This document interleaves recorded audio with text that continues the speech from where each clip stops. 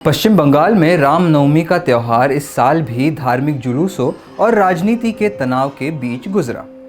लेकिन इस बार तस्वीर कुछ जटिल थी।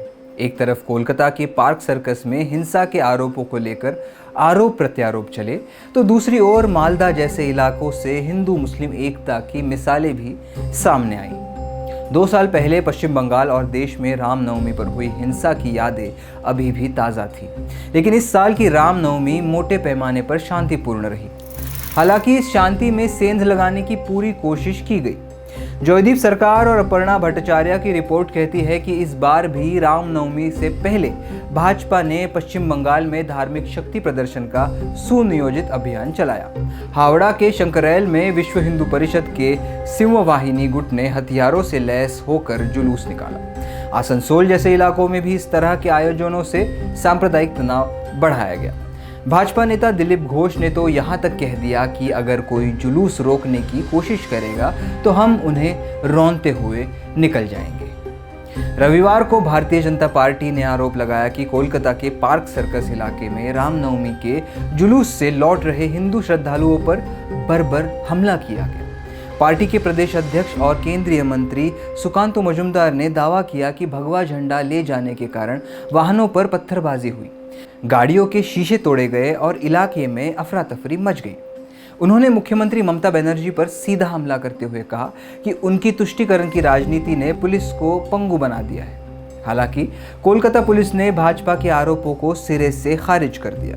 पुलिस ने एक आधिकारिक बयान में कहा कि पार्क सर्कस इलाके में किसी भी रामनवमी जुलूस के लिए अनुमति नहीं दी गई थी और ना ही वहां से कोई अधिकृत जुलूस निकाला गया।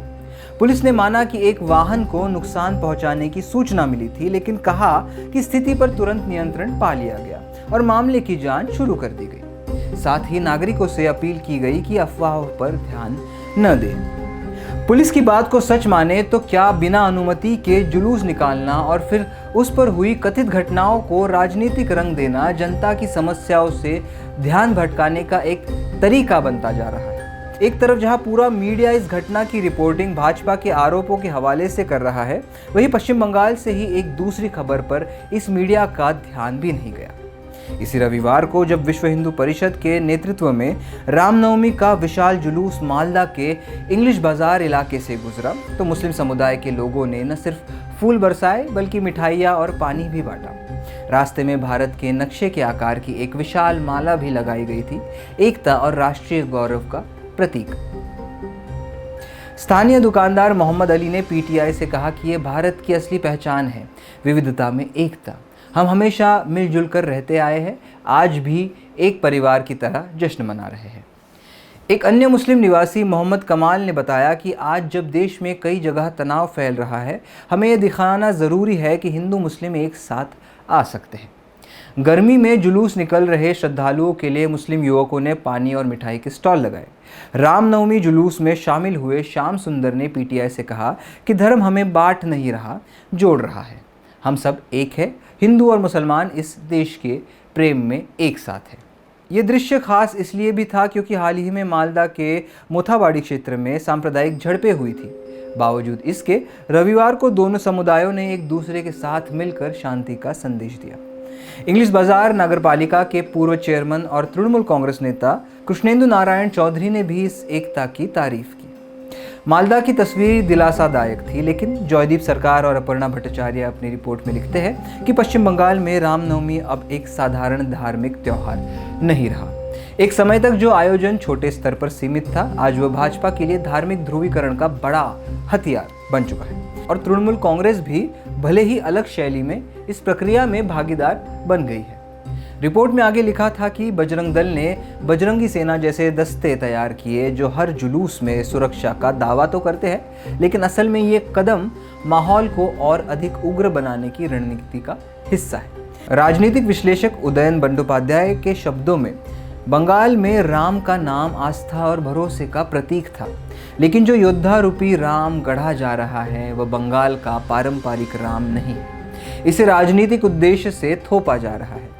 भाजपा के साथ साथ तृणमूल कांग्रेस भी अब इसी प्रतियोगिता में उतर आई है। शुरुआत में भाजपा के रामनवमी अभियान की आलोचना करने वाली टीएमसी अब खुद विशाल जुलूस आयोजित कर रही है। जिनमें मंत्री और पुलिस तक शामिल रहते हैं। इस साल राज्य सरकार ने रामनवमी को आधिकारिक छुट्टी भी घोषित कर दी। यह रणनीति दोनों दलों को फायदा पहुंचा रही है।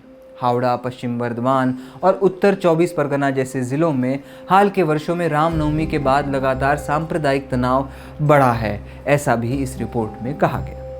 पार्क सर्कस का विवाद एक बार फिर पश्चिम बंगाल में त्योहारों के दौरान बढ़ते ध्रुवीकरण और राजनीति में धार्मिक आयोजनों के इस्तेमाल पर सवाल उठाता है। हाल के वर्षों में राज्य में रामनवमी जुलूस के दौरान हथियारों का प्रदर्शन, उत्तेजक नारेबाजी और हिंसक झड़पें बढ़ रही है, एक तरीके से आम हो गई है। और राजनीतिक दल अक्सर इन घटनाओं को अपने अपने हितों के लिए बुनते रहते हैं। ऐसे माहौल में किसी भी घटना को तटस्थ तरीके से जांच और सटीक तथ्य सामने लाना बेहद ज़रूरी हो जाता है। कई जगहों पर पुलिस ने तलवारें जब्त की, लेकिन बड़ी हिंसा टालने में आंशिक सफलता ही मिल पाई। पिछले कई सालों से त्योहारों के जरिए वोटरों के ध्रुवीकरण की ये कोशिशें और तेज हो रही है। अब सवाल यह है कि क्या इस प्रक्रिया में बंगाल और पूरा देश अपनी सामाजिक समरसता की वो पहचान खो देगा जिसे सदियों से उसने संजो रखा है, या फिर मालदा की गलियों में बिखरी मिठाइयों और फूलों की तरह कहीं ना कहीं अभी भी एक उम्मीद बची है। आज मेरी तरफ से इतना ही। मेरा नाम है ज़ीशान कास्कर। देश की तमाम ज़रूरी खबरों के लिए देखते रहे द वायर। द वायर के और वीडियोस देखने के लिए सब्सक्राइब करें और बेल आइकन पर क्लिक करें। स्वतंत्र पत्रकारिता की आर्थिक मदद करने के लिए डिस्क्रिप्शन में दिए गए लिंक पर जाएं और अपनी राशि चुनें।